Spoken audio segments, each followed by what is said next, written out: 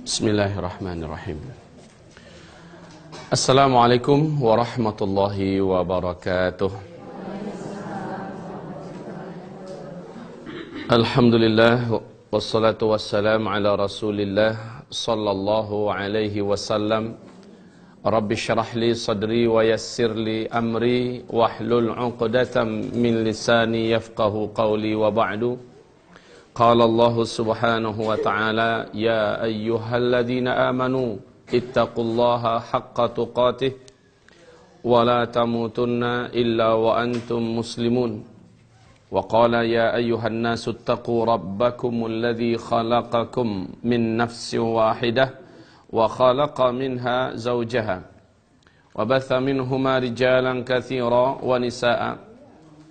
Wattaqullaha الذي تساءلون به والأرحام إن الله كان عليكم رقيبا وقال يا أيها الذين آمنوا اتقوا الله وقولوا قولا سديدا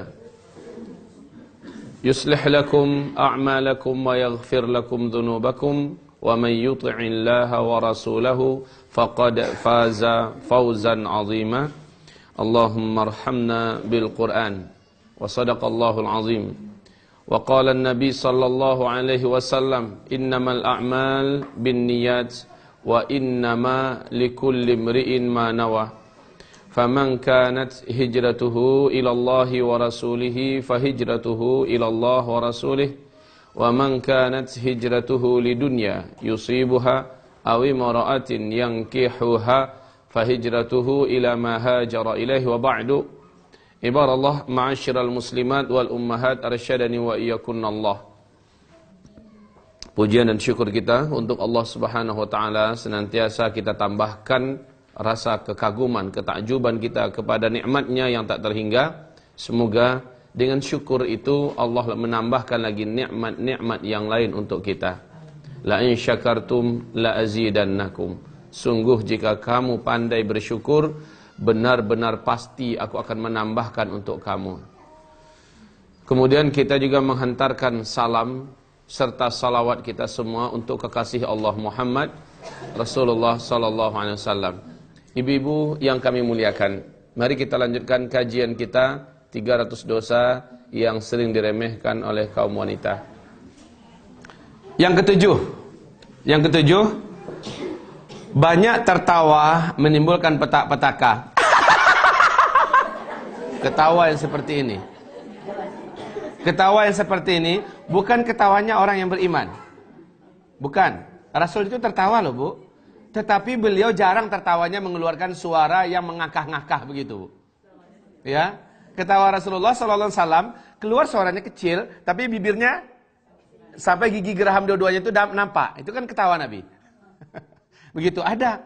Tapi yang kayak itu sudah jin itu, Bu. Coba lihat seluruh hantu kayak gitu enggak ketawanya? Ya dalam film-film bodoh lah. Pasti ibu-ibu yang kami muliakan, kita tertawa macam itu tidak dibenarkan. Nah, tidak dibenarkan. Oleh sebab itu ibu tahu kenapa penyebab diharamkan kita mendengarkan acara-acara lawak. Ibu tahu kenapa? Banyak faktor, Bu. Yang pertama, pelawak itu membuat-buat cerita agar orang ketawa enggak? Ini haram enggak? Lupa Bu kajinya, enggak kan? Di dalam 70 dosa-dosa besar disebutkan salah satu dosa besar adalah mengarang-arang cerita di satu majelis untuk membuat orang-orang yang ada pada tertawa. Dan itu adalah perbuatan, kalau kata Rasulullah sempat dia diupah untuk itu. Nah, siapa kalau bukan pelawak kalau ya? Siapa lagi kalau bukan pelawak yang dia digaji diupah untuk itu, maka penghasilannya haram kata Rasulullah sallallahu alaihi wasallam. Kalau itu haram, nontonnya haram enggak? Iya, begitu loh, Bu. Itu satu. Yang kedua, namanya juga pelawak, yang dipancingnya dari kita apa? Ketawa. Ketawa yang membuat kita terpingkal-pingkal. Sementara itu sendiri pun sudah Ibu dengar ini, la tukthirud dhahka. Lihat hadisnya di kitab, lihat hadisnya. La tukthirud dhahka. Jangan kamu memperbanyak tawa. Fa inna kasratad dhahki tumitul qalba. Sesungguhnya banyak ketawa itu mematikan hati. Mematikan hati. Tertawa boleh, tetapi yang dilarang adalah tertawa yang ngakah-ngakah. Ya, ini yang mematikan hati. Tayyib.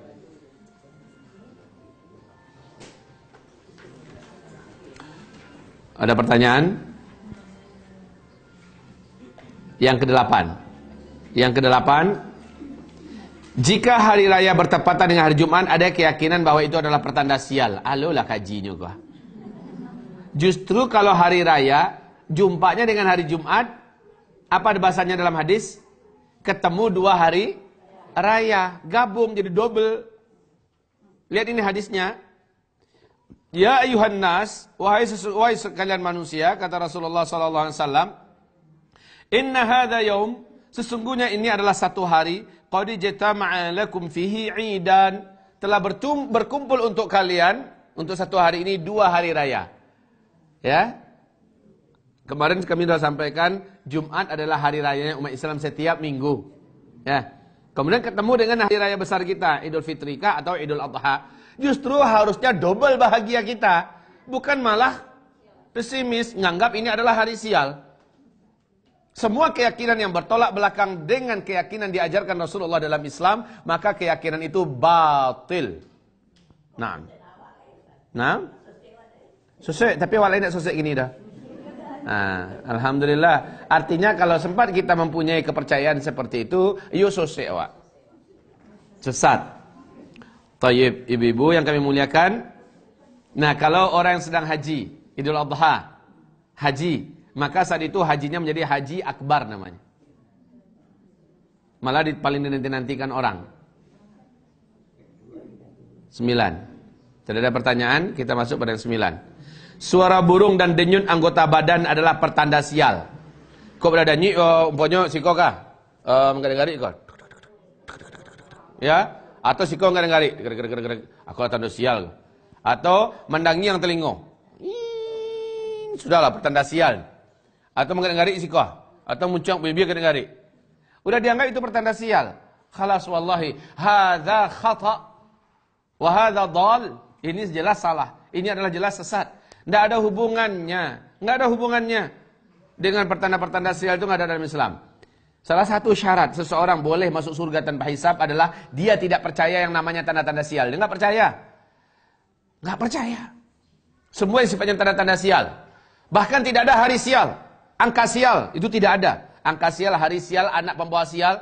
Gara-gara balaki jumpa jakwa, sial iduiden. Gara-gara bini jumpa jakwa, sial iduiden. Gara-gara rumah den maduk kada anu tu sial iduiden. Salah. Tidak ada hubungannya. Tidak ada hubungannya.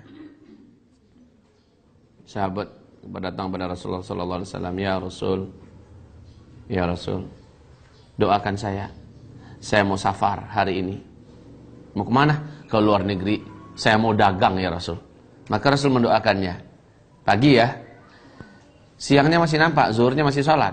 Rasul bertanya, loh, bukannya tadi udah mau berangkat? Udah pamitan, udah saya doain. Iya Rasulullah, masalahnya ketika saya udah mau naik kendaraan, barang-barang udah di atas kendaraan semua nih. Ya. Pas dia keluar rumah, mau naik kendaraan, melintas seekor binatang hitam. Dalam hadis itu tidak disebutkan binatangnya jenis apa. Burungkah, kucingkah, tikuskah, ularkah. Yang pasti bukan orang hitam ya. Jadi, ya Rasulullah, saya nggak jadi. Tunda dulu. Loh, kenapa kata Nabi? Itu menurut yang sudah diyakini dari turun-temurun adalah pertanda sial kalau diteruskan hari itu berjalan. Apa kata Rasulullah? Syirik kamu.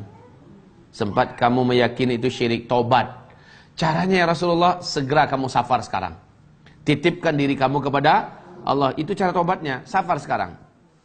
Titipkan diri kamu kepada Allah. Tidak ada tanda satu pun dari apa-apa yang terjadi sebagai pertanda untuk masa yang akan datang itu nggak ada. Pertanda sial maksudnya. Ya. Hari kalau tanda hujan itulah pasti itu. Ya. Padahal gandui lah lebih 9 bulan tanda kamalayan itu pasti itu. Nah, cuma umpamanya ngelihat bintang itu pertanda akan terjadi itu adalah sial. Baik. Ada pertanyaan? Nah, itu ada hadisnya. Kalau ada hadisnya, kenapa dihindari? Upayakan pada hari Jumat adalah hari di mana kita bisa melaksanakan ibadah maksimal. Hari Jumat kan hari keutamaan, ya. Hari di mana kita hendaknya coba bayangkan ibu Mbak Wagini, ya. Coba Mbak bayangkan, ya Mbak lah, enggak pakai ibu lah. Bu, Coba bayangkan hadis Nabi berikut ini. Siapa yang nggak ngiler dengan hadis ini? Cuman sayang ibu-ibu nggak dapat jatah. Kecuali kalau ibu mau. Susah bu. Fasilitasnya di Sumatera Barat ini minim, langka. Apa kata Rasulullah SAW? Man ightasala yaumal jum'ah. Man ightasala yaumal jum'ati waghtasal. Man ghassala yaumal jum'ati waghtasal. Coba apa artinya?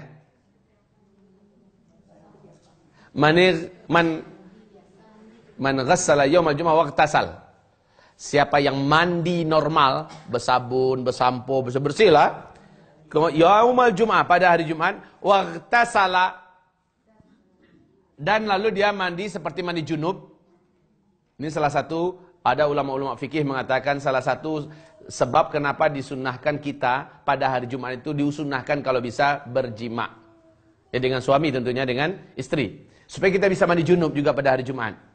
Nah kalau enggak, umpamanya kita sendiri, enggak ada pasangan segala macamnya, ya khalas, mandinya seperti mandi, berarti mandinya 2 kali. Mandi biasa 1, udah selesai semuanya, baru upayakan mandinya seperti mandi junub. Masih ingat cara mandi junub? Nah ya, yang udah lama ngaji paham nih. Sahih Bukhari dulu kita uraikan bagaimana cara mandi junub. Beda loh, mandi junub itu super irit. Dengan ember kecil itu cukup. Meratakan air ke sebelah kanan tubuh kita, lalu menggosok-gosokkannya, dan itu dilakukan di sela-sela kita berwuduk normal. Artinya mandi itu terbungkusi oleh wuduk, ya. Baik. Setelah itu, wa bakkara wabtakara, dan dia lebih pagi atau lebih awal pergi ke masjid. Wa batakara, dia niatkan betul itu. Memang dia tidak ingin istilahnya termasuk orang yang orang yang telat. Wa masya wa lam yarkab, dia berjalan kaki, lam yarkab, dia tidak menggunakan kendaraan, tidak naik mobil, tidak naik motor. Wadana minal imam walam yalghu, dia ambil posisi tempat duduk paling dekat dengan imam. Walam yalghu, dan dia tidak mau melakukan perbuatan lagha. Apa itu perbuatan lagha di dalam masjid? SMS, buka WhatsApp, FB-an, cerita-cerita, ngobrol, atau menggambar, melukis, segala macamnya di masjid. Ketika khatib naik, dia dengarkan. Lam yalghu, dan dia tidak mau berbincang dengan siapapun, sebagaimana dia juga tidak tidur. Terus, kanat lahu likulli khatwatin minha ka ajri sanatin siyamiha wa qiyamiha. Allahu akbar. Makanya hari Jumat itu kalau orang enggak safar, lebih bagus karena dia akan bisa mendapatkan peluang yang ini. Ngapain? Dia satu langkahnya, kalau yang kayak tadi dia lakukan yang satu langkahnya ke masjid, setiap satu langkahnya pahala 1 tahun sholat malam, tahajud, dan puasa 1 tahun. Kemana ibu mau dapatkan pahala macam itu? Kalau safar bisa nggak? Enggak, rugi. Makanya safar jangan hari Jumat. Gitu alasannya. Bukan berarti hari Jumat itu pembawa sial loh mbak. Enggak.